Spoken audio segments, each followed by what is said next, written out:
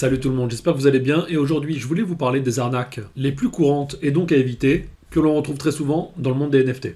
Alors l'objectif ici est toujours le même, vous avez un parasite lambda qui procrastine toute la journée et qui cherche à voler l'argent d'un honnête travailleur crédule et mal informé. Donc ici je vous présente rapidement toutes les carottes et je vous donne des petits conseils pour les éviter. C'est parti! Et on va commencer par ma préférée. Alors, celle-ci, elle est fatale en général. Il faut vraiment vous méfier. Tout a l'air clean. Vous êtes en confiance. Vous y allez. Et pouf, plus rien dans le wallet. Alors, ça se passe concrètement. Vous êtes sur un Discord, la principale place de communication entre un projet et le public qui veut minter. Et discrètement, le hacker ou les hackers ont réussi à hacker le Discord en question. À partir de ce moment-là, très souvent, ça se déroule de la même façon. Vous avez un mint, c'est-à-dire vous avez une date et une heure qui est précisée à laquelle vous allez pouvoir acheter le NFT de la collection. Et pas très loin avant, le hacker s'étant infiltré, prend possession des lieux et vous poste un lien en disant « Let's go les gars, voici le lien du mint, bonne chance à tous, blablabla. Bla bla bla. » Et vous, clairement, vous êtes sur le Discord, vous pensez que tout est nickel, vous cliquez sur le lien, vous donnez les autorisations sur votre wallet et au lieu de minter un NFT, c'est plutôt le hacker qui minte votre wallet. Alors comment éviter ce genre d'arnaque? C'est simple, vous prendrez l'habitude d'utiliser ce qu'on appelle un burner wallet. Vous allez créer juste un wallet dans lequel vous allez mettre les fonds dont vous avez besoin pour mint la collection. C'est-à-dire que si le prix de mint est de 2, vous allez mettre 2,1 histoire de payer les frais de réseau. Alors clairement, ça limite les dégâts puisque vous perdez au maximum 2,1 Solana. Mais bon, ça fait toujours raquer d'aller donner cette somme-là à un parasite qui n'a strictement rien fait pour les mériter. Alors moi, ce que je vous conseille de faire, c'est que très souvent, et c'est pas toujours facile parce que vous êtes pris par la hype, vous les mintez rapidement, c'est d'attendre un petit peu, surtout si le projet n'a pas une hype de fou, clairement. Et de toute façon, en général, même quand il y a une hype de fou, vous avez des whitelists et vous avez un certain temps pour minter. Donc d'attendre un petit peu, de voir comment ça se passe et de checker le Discord, de checker le Twitter et de regarder comment les membres communiquent entre eux et s'il n'y a pas le projet qui lance un red flag en passant par un de ses relais en disant qu'ils se sont fait hacker et qu'il faut absolument ne pas minter. Donc voilà, en attendant 10-15 minutes, les choses vont se savoir, ou vous allez avoir des gars qui sont fait carotte et qui vont communiquer en disant les gars, c'est de la carotte, alerte rouge, ou vous allez avoir l'équipe du projet qui constate qu'il y a un problème sur le Discord parce qu'eux n'ont rien posté, et que du coup c'est quelqu'un d'extérieur qui a posté le lien.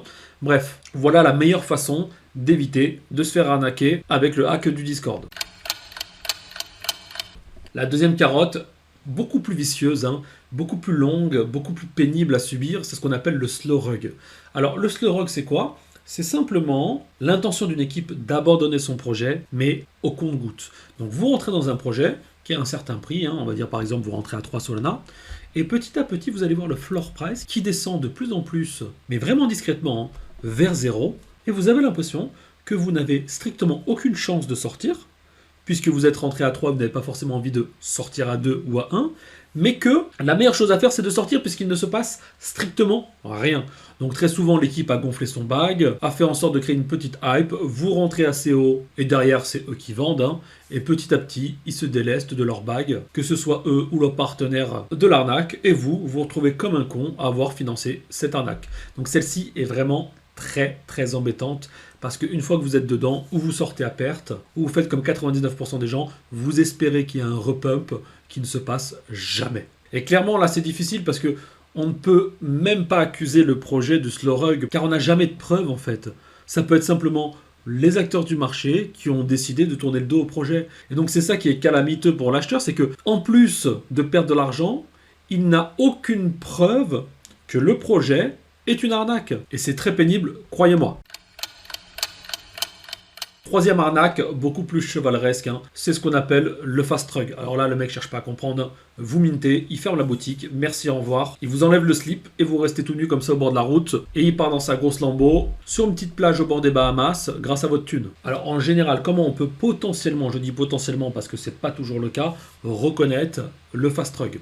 En général, le projet n'a pas build de très fort, il n'a pas une grosse communauté. Ça c'est le premier indicateur. L'art est souvent assez sommaire. Ça peut ressembler à ce genre d'art mi-pixelisé, mi-dessin d'enfants de moins de 10 ans. Il a souvent une communication assez fragile, c'est-à-dire que voilà, on sent que derrière le projet il n'y a pas une grosse équipe de communicants. Un autre indicateur, et celui-ci paraît très clair, c'est la distribution de whitelist. Comme Jésus avec le pain, tenez, ceci est mon corps, et ça va à tous les sens. On distribue, il n'y a aucune difficulté à être whitelisté. Ça, en général, c'est alerte rouge. Le projet est ou complètement à l'agonie, ou a juste envie de multiplier les potentielles personnes qui va pouvoir arnaquer dans un futur assez proche. Donc vous voyez, hein, retenez travail superficiel, équipe moyennasse, voilà, ce sont tous les indicateurs d'un projet qui pourrait potentiellement vous la mettre lorsque vous allez minter. Car clairement, si l'idée c'est de voler son public, ça sert strictement à rien d'aller buter des choses trop dures. Le jeu n'en vaudrait peut-être pas la chandelle.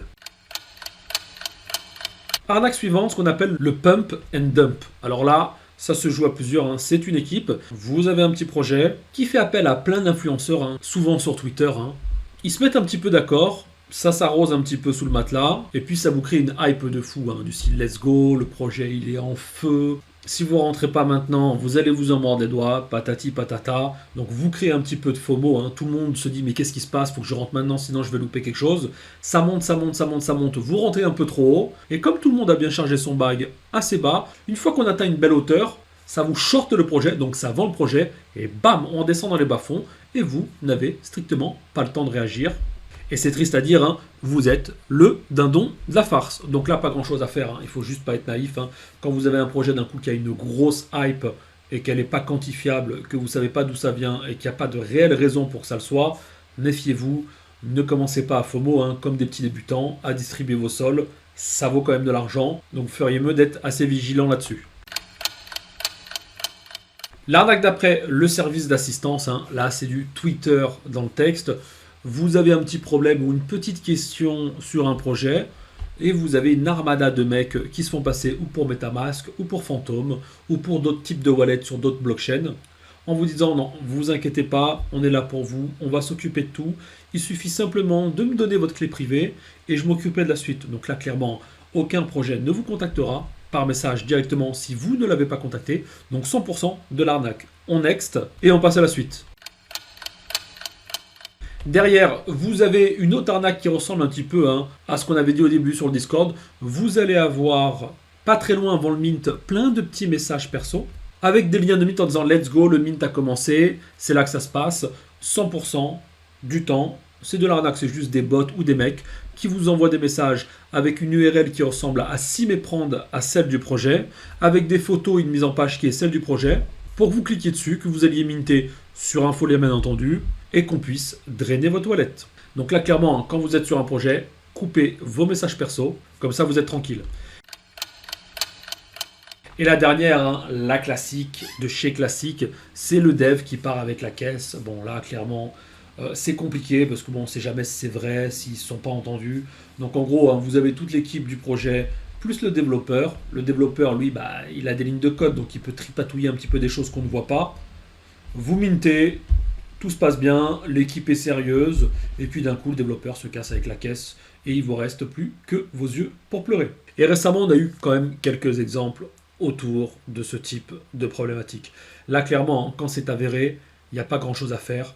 La meilleure chose pour vous protéger, hein, c'est d'être sûr que l'équipe est doxed, c'est-à-dire qu'elle est connue, et que le développeur est connu, et qu'il est en interaction avec l'environnement. C'est-à-dire que d'autres personnes peuvent se porter garantes pour ce développeur-là. Sinon, clairement, il n'y a strictement rien à faire. Hein, et on est tous à peu près passés par là. Voilà, j'espère que ça vous aura plu. Faites attention, hein, il n'y a que des charognards autour de vous. Et personne, croyez-moi bien, ne vous veut du bien dans cette jungle qu'est le NFT. Allez, on se dit à bientôt pour une prochaine vidéo. A plus l'équipe, bye bye.